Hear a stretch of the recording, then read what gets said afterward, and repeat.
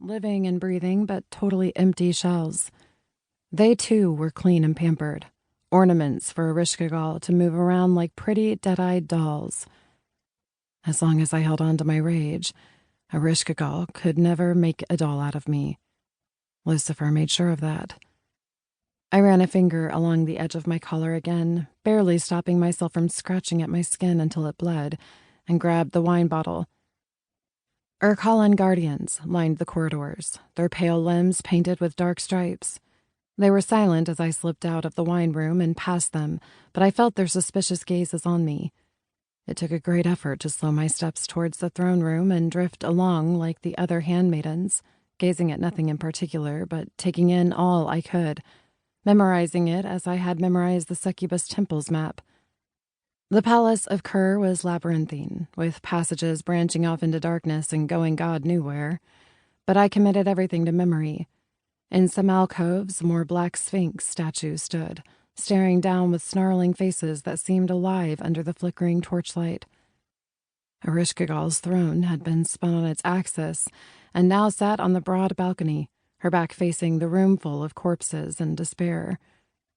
I felt a pulse of sadness from Inanna's body as I walked beneath her, but I had no time to spare for the semi-dead goddess. Lucifer was fighting, and all of Kur was watching. The balcony looked out over the arena grounds. An enormous ebonite pillar had been raised from the river Souls and stood in the broad gap in the center of the city, its sides a stark drop-off of over 100 feet. This was where Lucifer fought, amusing the queen at her leisure. Ereshkigal lounged on her throne, her claws tapping out an offbeat cadence as she watched the fight on the arena floor below. Beside her, in a smaller throne of ebony, Satan sat with one leg flung over the arm of his chair and his thick black hair pushed back. He'd adapted to King Nergal's body as swiftly as I'd adapted to my role of handmaiden, luxuriating in the power and beauty of it. Even now he shunned shirts, preferring to expose the dense slabs of muscle under his bronze skin. Every once in a while, Ereshkigal would reach over and run her claws over his bare torso, opening thin red lines that healed as quickly as they appeared. When she licked his blood off her talons, I had to look away. Fortunately, she'd left off on the blood play while I fetched her wine. I carefully unstoppered the bottle and poured the ruby liquid in her cup, and put the bottle down to offer her the cup with both hands, kneeling at her feet.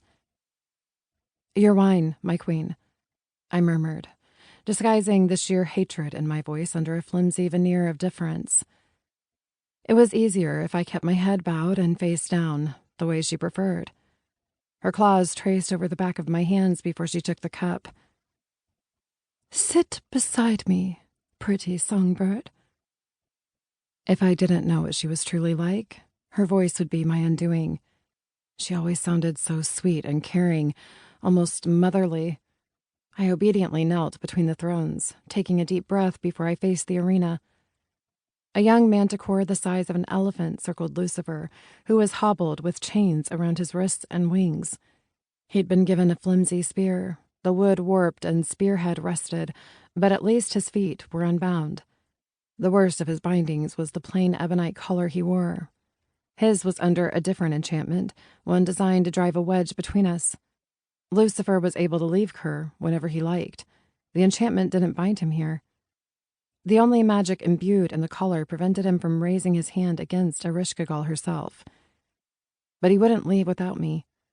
Ereshkigal's gamble that Lucifer would take his chance at freedom without me had failed. He danced away before the manticore struck out with its scorpion tail, ducking under the lethal stinger. In the flickering light of Kur, his black wings gleamed with the rainbow colors of an oil spill, his hair a rich gold. He was as well cared for as I was, one of Ereshkigal's most precious pets.